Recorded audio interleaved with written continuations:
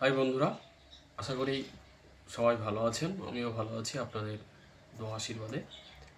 আজকে নিয়ে এসেছি একটা সুন্দর একটা ভিডিও, মিজানুর রহমান আজহারীর হজরত ওমর রাদিয়াল্লাহু তাআলা আনহুর একটি শিক্ষণীয় ভিডিও। উনি কী বলতে চেয়েছেন, ওনার শাসন ব্যবস্থা কেমন ছিল। উনি তো অর্ধ পৃথিবীর খলিফা ছিলেন, তো ওনার শাসনকাল কেমন ছিল সেই সম্পর্কে উনি আলোচনা করবেন। তো শুনতে থাকুন উনি কি বলছেন। আপনি যদি সাইয়েদনা ওমর ফারুকের জীবনের দিকে তাকান, এমন কঠোর, এমন বীর সেনানী ছিলেন। সাইয়েদনা ওমর ফারুক যদি রাস্তার এই মাথা দিয়ে হাঁটা শুরু করতেন, শয়তান ওমর ফারুককে দেখলে ওই রাস্তা রেখে দিয়ে অন্য রাস্তা দিয়ে হাঁটতো। শয়তান ওই রাস্তায় যেত না। ওমর ফারুক রাদিয়াল্লাহু তাআলা কি পার্সোনালিটি ছিল, কি পার্সোনালিটি। আমাদের এলাকায় ছোট বাচ্চারা রাতে ভাত খেতে চায় না, আমার মেয়েটাও খেতে চায় না। এটা দিব ওইটা দিব, আজকে মাহফিলে আসার সময় বলে দিছে লিস্ট করে এটা এটা আনতে হবে। তো ছোট্ট বাচ্চাদের অনেক বায়না থাকে, বাচ্চারাই তো বায়না করে, রাতে খেতে চায় না। ঠিক। তো মায়েরা বিভিন্ন ভয় দেখায়, এই বাঘ আসবে খাও, এই ভূত ভূত ভূত আমরা বলি ভূত আসবে বাচ্চারা না খেলে। হ্যাঁ, ভূত ভূত ভূত ভূত আসবে, বাঘ আসবে, খাও খাও খাও, তাড়াতাড়ি খাও। তো বাচ্চারা এগুলো শুনে ভয়ে খেতে শুরু করে। মদিনার জমিনেও একই ঘটনা ঘটতো। মদিনার ছোট্ট ছোট্ট সোনামণিরা খেতে চাইতো না, তো মায়েরা বলতো হা হুয়া ইয়াতি উমর, হা হুয়া ইয়াতি ওমর উমর, আসছে, ওই যে ওমর আসছে, তাড়াতাড়ি খেয়ে নাও। মদিনার বাচ্চারা তখন ভয়ে খেয়ে নিত। ঠান্ডা সুবহানাল্লাহ পড়বেন না? প্রভু তুমি বলেছ রাসূল দেবে না, বলনি দেবে না ওমর, বলনি দেবে না হামজাতারি, খালিদ বিজয় সমর। প্রভু তুমি বলেছ রাসূল দেবে না, বলনি দেবে না ওমর, বলনি দেবে না হামজাতারি, খালিদ বিজয় সমর। প্রভু তুমি বলেছ রাসূল দেবে না। আল্লাহু আকবার। ওমর ফারুক রাদিয়াল্লাহু তাআলা আনহু, ওনার কথা শুনলে গায়ের মধ্যে গুজবাম হয়, গায়ের পশমগুলো দাঁড়িয়ে যায়। সুবহানাল্লাহ বলেন। কি পার্সোনালিটি ছিল, কি ব্যক্তিত্ব ছিল। মুনাফিকরা ওমর ফারুককে জমের মতো ভয় পেত।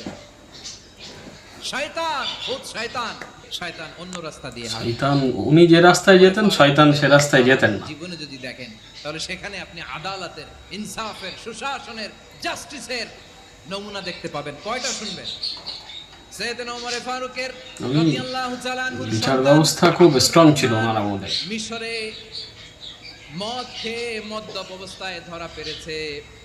মদ খাওয়ার কারণে মদ মদ খেয়েছিল, যদি কেউ ইয়ে পান ছিল। করে, আর যদি তার বিচার কেমন হচ্ছে দেখুন। 80 বেদ। আওয়াজ করে বলেন কয় বেদ? বাংলাদেশেও তো এই আইন আছে নাকি? বাংলাদেশে আছে? হ্যাঁ, মদ খাইলে 80 বেদ, এই আইন বাংলাদেশে চালু হোক। আমরা চাই কি চাই না? চাই সবাই। এজন্যই তো ইসলাম ভাল লাগে না। ইসলামকে ভাল লাগে না। ইসলামকে আউট করে রাখতে পারলেই তো এরকম বড় বড় বোতল খাওয়া যায়। কি বলে, একেবারে সহজ, পানির বোতলের কথা বলছে। হিসাব একেবারে সহজ। ওমর ফারুক রাদিয়াল্লাহু তাআলা আনহুর ছেলে ভুল করে মদ পান করে ফেলেছিলেন। আব্দুর রহমান, ঘটনা ঘটেছে মিশরে। মিশরের গভর্নর তখন আমর ইবনে আস রাদিয়াল্লাহু তাআলা আনহু। আব্দুর রহমানের ভাই যে গভর্নরকে বলল, গভর্নর যদি একটু দয়া করেন, খলিফার ছেলে আমার ভাই আব্দুর রহমান মদ্যপ অবস্থায় ধরা পড়েছে, জনসম্মুখে যদি আপনি বেত্রাঘাত করেন আমাদের প্রেস্টিজ থাকে না। যদি 80 বেত আপনি মারেন আমার কোনো কথা নাই, কিন্তু ঘরের ভেতরে মারেন। আব্দুর রহমানের ভাইয়ের সুপারিশ শুনে সাইয়েদনা আমর ইবনে আস রাদিয়াল্লাহু তাআলা আনহু রাজি হয়ে গেলেন। ঘরের ভেতরে লোকচক্ষুর আড়ালে 80 বেত মারছেন নিজের ছেলেকে। বিচার দেখুন। লুকিয়ে লুকিয়ে ঘরের ভেতরে 80 বেত মারার কথা সাইয়েদনা ওমর ফারুক মদিনা থেকে জানতে পারলেন। মদিনা থেকে তিনি ফরমান জারি করলেন, এই বিচার যেমনটি আমর ইবনে আস আদায় করেছে, এটা প্রকৃতপক্ষে আদায় হয় নাই। আসো সবাই মদিনায় আসো, আমর ইবনে আস মদিনায় আসো, আব্দুর রহমানও আসো, সবাই আসো, জনসম্মুখে এই বিচার কার্য কার্যকর করতে হবে। সাইয়েদনা ওমরে ফারুক মসজিদে নববীর পিলারের মধ্যে নিজের ছেলেকে বাঁধলেন, আবার জনসম্মুখে ৮০টা বেত তার গায়ের মধ্যে মারলে। মাজমুয়ে ফাতাওয়া ইবনে তাইমিয়া রাহিমাহুল্লাহ উনি এটা নকল করেছেন। এটা সবচেয়ে বিশুদ্ধ মত। আরো অনেক মত আছে, মারা গেছে কবরের উপর, ওগুলো বাদই দিলাম। কেমন খলিফা ছিলেন, কেমন খলিফা, রাষ্ট্রপ্রধান পশ্চিমারা তোমরা যা কেমন আমাদেরকে ছিলেন শেখাও। এনার দেখে শেখা উচিত। ইনসাফ কারে বলে, সুশাসন, আমাদেরকে তোমরা শেখাও। সুশাসন। ওমরে ফারুক রাদিয়াল্লাহু তাআলা পাওয়ারফুল ম্যান ওমর ওইটাকে, ফারুক। ওই বিচারকে তিনি ধর্তব্য মনে করেন নাই। মদিনাতে এনে আবার জনসম্মুখে আবার ৮০ বেত মেরেছেন। মিশরে ওমরে ফারুক রাদিয়াল্লাহু তাআলা আনহু আমর ইবনুল আসকে গভর্নর করে পাঠালেন। সেখানে আমর ইবনুল আসের ছেলে একটা প্রতিযোগিতায় রানার আপ হয়েছে। এক মিশরি সেখানে চ্যাম্পিয়ন হয়েছে। রানার আপ বুঝতে পেরেছেন তো? সেকেন্ড রানার হয়েছে, আপ সেকেন্ড হয়েছে, এক মিশরি হয়েছে ফার্স্ট চ্যাম্পিয়ন চ্যাম্পিয়ন হয়েছে। প্রথম। কিন্তু গভর্নরের ছেলে ও জিততে পারে নাই। ও রাগে ওই মিশরির গায়ের মধ্যে কয়েকটা লাঠি দিয়ে বাড়ি মেরেছে। মিশরি যে মদিনাতে ওমরে ফারুকের কাছে বিচার করলেন, আপনার গভর্নরের ছেলে অন্যায়ভাবে আমার গায়ে হাত তুলেছে।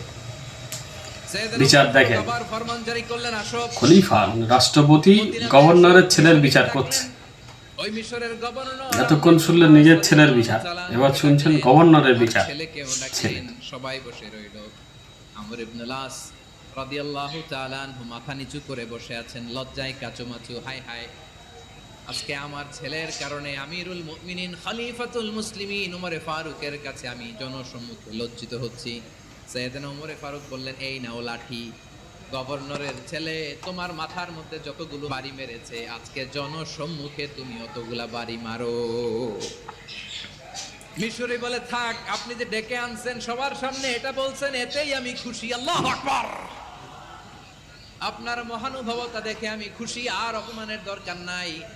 ওমরে ফারুক বলে, না, খবরদার, এই কথা মিশরি তুমি বলো না, মারো, যতগুলা বাড়ি মেরেছে মারো। বাধ্য হয়ে দেখেছেন খলিফার বিচার, দেখেছেন রাষ্ট্রপতির বিচার। সামনে ওনার কলিজার টুকরা সন্তানের মাথার মধ্যে বাড়ি মারতে আরম্ভ করলেন।